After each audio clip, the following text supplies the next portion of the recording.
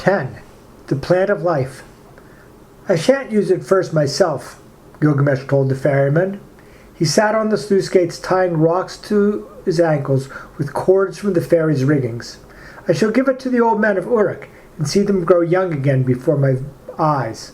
Imagine all the wisdom of old age in the body of a young man. Uruk will be the greatest city on all the plains of the world. The rock scraped the skin from his ankle bones, but he barely noticed. So intent was he on finding the prickly plant. At the mouth of the nearby river stood a reservoir of fresh water. You must lift the sluice gate and let the outrush of water carry you out to sea, said the ferryman. Those rocks will keep you from bobbing up to the surface too soon. He would have to hold his breath all the time. He was not a swimming sort of man, and envied how now the little boys he had seen in Uruk leaping into the Euphrates for the sheer fun of it. The sluice gates were hard to lift, but suddenly the pent-up water inside was surging out to sea, filling his lungs so full that he felt them bulge through his ribs. Gilgamesh dropped off the gate and into the racing torrent. The cold clamped around his ribs and forced out half the air he had breathed in. The current turned him over and over, the rocks tied to his ankles banging about him, bruising his head and body and legs. He no longer knew which way up he was, which way to struggle for air. He opened his clenched eyes and saw only the swirling sand and the bubbles jarred from his own nose and mouth. He peered ahead, hand clamped over nose and mouth trying to keep the air in his chest.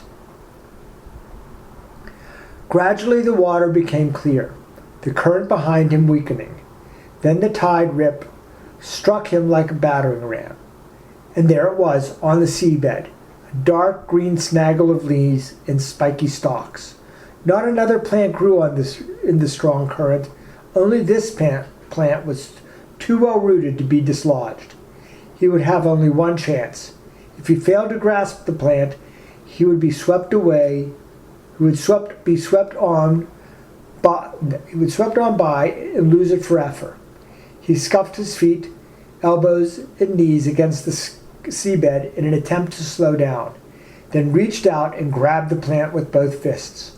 It was nettle and briar and cactus in one. The pain was so intense that he thought the plant must be on fire, his hands burning.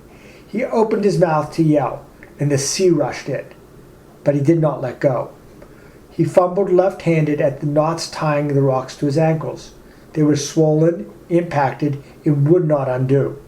They would hold him down below water, while the breath in his lungs dissolved and he drowned. High above him, the sunny surface was a myriad of golden gruels, shimmering and shoaling. He picked up one of the rocks and sliced at the rope with it, all the while holding fast to the fabulous plant with its bristles and spines and venomous hairs. His lungs flattened inside him like goatskin flagons emptied of wine. Blackness ringed his vision. If he let go, he might yet live. Then one foot was free, and the loop of the second was slipping over his heel.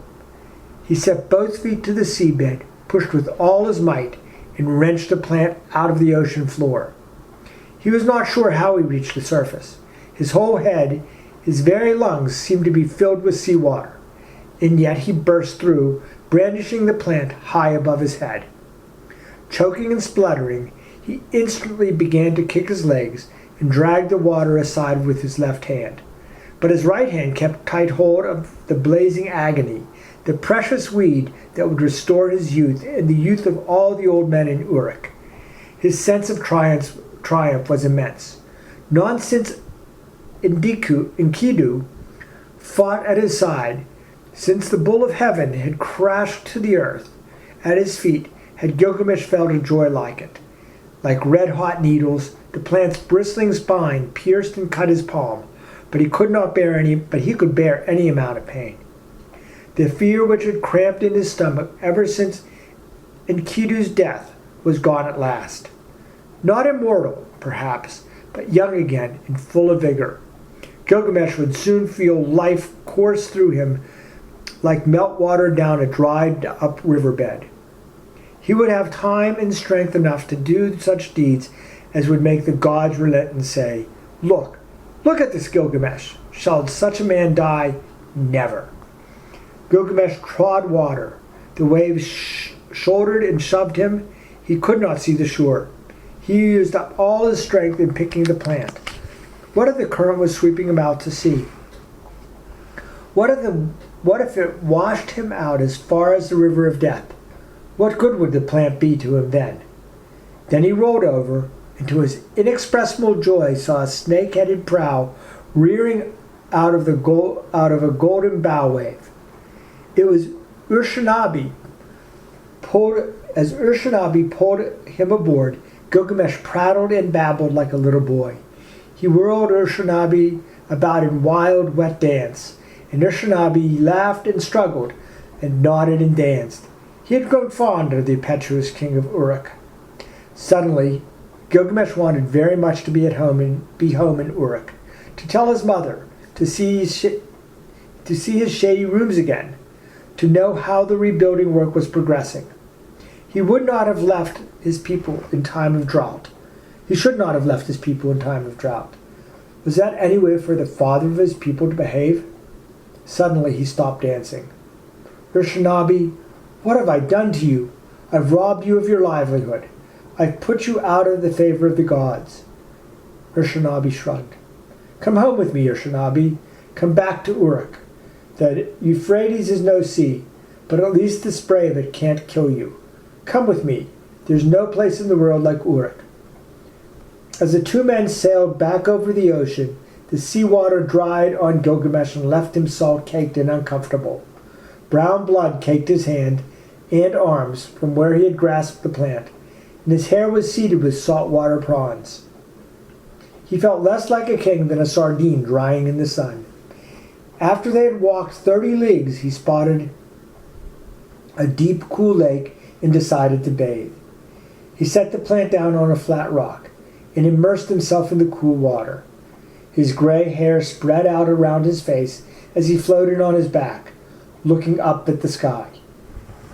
Soon he would be wearing linen again, and eating stoned olives and taking a glass of wine on the sill of his room in the Uruk palace. He would offer up sacrifices, making things right with the gods. He would ask their blessing on the people of his city, then summon the masons to carve this latest adventure on the bare wall, the fights, the victories, the achievements. He would give Urshanabi some post in government as compensation for what he had lost. Poor man, to think I caused his banishment. He thought of Siduri, the wine seller on the seashore, and how pleased she would have been when he called on his how pleased she had been when he called on his return journey to show her the plant. Even so, she had repeated her advice. Take a wife. You think this bit of greenery makes you happy. It's nothing in comparison with a child. The cool, clean water crept in at his ears, and at the corner of his mouth and eyes, he was very happy. There were good people in the world, more than he had thought. Glancing towards the rock, he saw the green plant, a tatter of thorns and spines. He saw the snake, too, of no great size, just a common snake. It slithered out of a crevice, tasting a peculiar scent on the air with its quivering forked tongue. No! It crossed the rock in a twinkling, unhinged its jaws, and swallowed the plant, insensitive to pain. No! No! No! At once the dull mantle of scales split from end to end, and a new snake emerged, shining and brightly colored. Then it was gone, leaving behind the transparent husk of its soft skin, leaving behind its old age. Not a stem, not a leaf, not a bristle or a thorn remained of the plant called the Old Man Young. In all its magic, every twinkle and shimmer was gone too, down into the snake's belly.